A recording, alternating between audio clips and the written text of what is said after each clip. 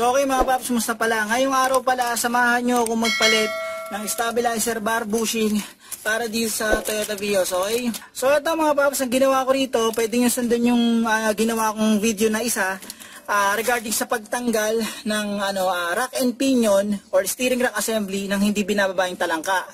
Okay? So, pag natanggal na natin yung pinaka rack and pinion assembly, mas may access na tayo para mabaklas itong pinaka stabilizer bar bushing. Okay? So, una natin gagawin mga paps, ito, yun. Pag natanggal na natin pinaka rack and pinion assembly, ito, sa stub link yan dito, tanggalin din natin. Okay? So, tanggalin din natin yan. Sa kabilang side, tatanggalin ko rin mga paps. So, okay mga paps, yan, tanggal ko na itong sa kabila. Ito, 17mm lang to mga paps. Tapos lalagyan nyo rito ng allen key para makontra. So, taas lang natin yan. So, ang ginawa ko yan, meron akong 14mm dyan. Ito muna inuna ko. Yan. Ang ginawa ko, hindi ako gumamit ng ng isa, nung sa ratchet. Kasi malaking bilog dito. Ang ginamit ko, ito, yung breaker bar. Pwede naman niyang yung pinaka-spanner. Kaso, mahirap wala akong puwersa. Masikip kasi masyado. So, ito yung ginamit ko. Yan. Mas mahaba to. Yan. Tapos, kasya dito. Basta umikot lang ng konti, okay na. Ingat lang dito, baka mabilog. Yan, umikot naman. Unti-unti lang. Medyo, kailangan nyo rito magaling tumukot.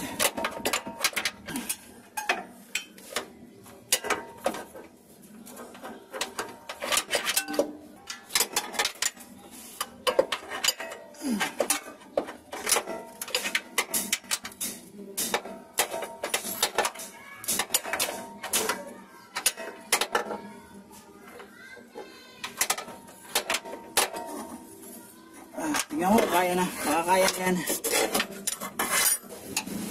Kaya na. Yan. Okay, kaya na.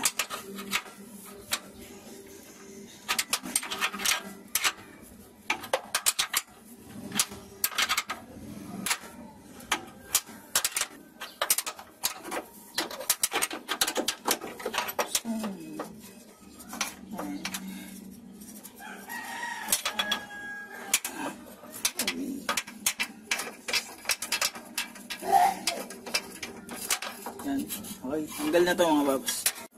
So, next natin ito. Yan.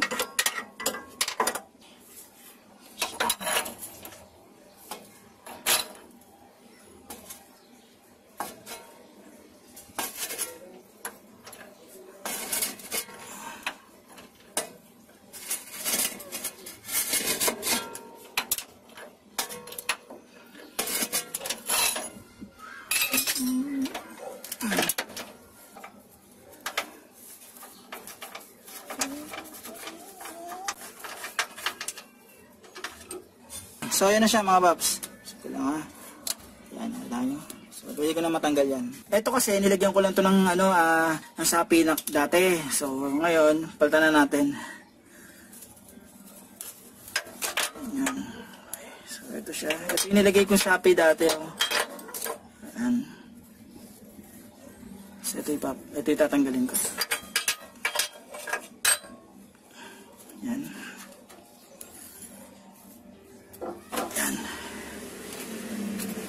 Okay. So mga paps, ito yung ipapalit ko. Ito yung luma, kasi ito yung bago. Ang brand dito, Nikoyo. Wala kasi ako makitang Nico. Yun yung mas magandang bushing dito RBI, matibay din yun. So ito siya. So ito, lagay ko na to.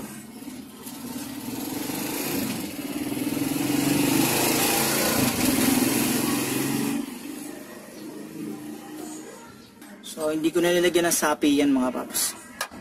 Ito yung yung tumutunog kapag sa lubak. Halimbawa, maluwag na yung clearance dito. Tapos pag nasa lubak kayo, parang ito yung tugdug-dugdug gumaganon-ganon. Kung nakita nyo na lahat, tapos ito kasi hindi nyo na-check, medyo mahirap hulihin tong problema na to mga paps. So, i-check nyo rin to. Medyo dito. Skip siya. Skip.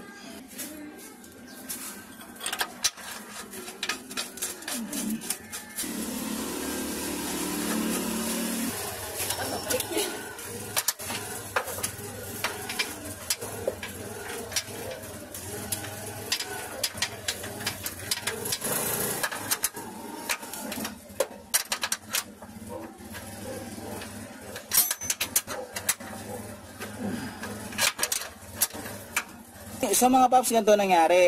Yung paghihigpit ko ng bolt dito sa side na to, dito kasi okay, walang problema. Yung paghihigpit ko, medyo sumala ako. So ang nangyari nung sumala ako, medyo na loose thread yung bolt dito. Ang ginawa ko na lang, no choice ako mga paps, nagbaba ako ng ng cross member ng talangka para maayos yung loose thread na bolt. Na-appreciate ko to mga paps. Nung na-looseredan ako ng bolt, no choice talaga ako kundi ibaba yung cross member kasi ang hirap ayusin ng nakakabit yan.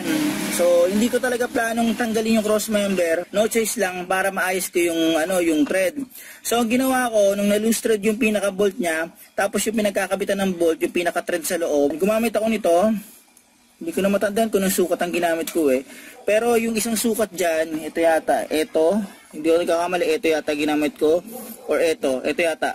Yan ang ginamit ko.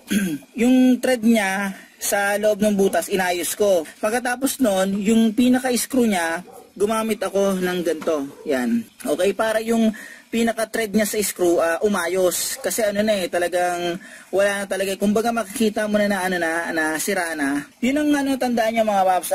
Inamin ko na dito sa video kasi para kahit paano, hindi nyo madadanasan yung pagkakamaling nangyari sa akin. Nung hinihigpit ko na kasi yan, kala ko okay lang. Nung medyo kalagitnaan na, doon na nagka-problema. So sisiguraduhin nyo mga paps, kapag ikakabit nyo yung pinaka-bolt nun, madali lang naman siya kung tutuusin nangyari lang talaga, nagkamali ako. Masyado akong naging kumpiyansa na tama na yung posisyon ng bolt ko. So ang gagawin nyo mga paps, siguraduhin nyo na yung bolt nyo, maayos ang pagkakapwesto. Di ba? Yan? Kinakabit nyo na. Di dapat nakatabi ngayon. Tama talagang sasakto doon sa may pinakabutas. Okay? So mga paps, hanggang dito na lang yung video na to. Konting palala lang mga paps. Eto, madali lang talaga siyang tanggalin at ikabit. Sa pagkakataon lang yung kasi talagang sumablay ako mga paps. Tapos nun, yung proseso sa kabilang side, same lang din. Ganun lang din kadali. Pero gaya ng paalala ko, siguraduhin nyo yung pinaka-bolt papasok sa butas, hindi nakatabi ngayon. Tama talaga. Yung pag pinihit mo ng kamay mo or ng daliri mo, smooth siya. Hindi yung tipong sobrang higpit na kasi baka malustredan kayo. Kung may pagkakataon din mga paps, magkaroon kayo ng ganito. Kung wala akong ganito, napakahirap. Hindi ko alam kung paano ko dadalhin sa machine shop yan. So paano mga paps, maraming salamat sa inyo.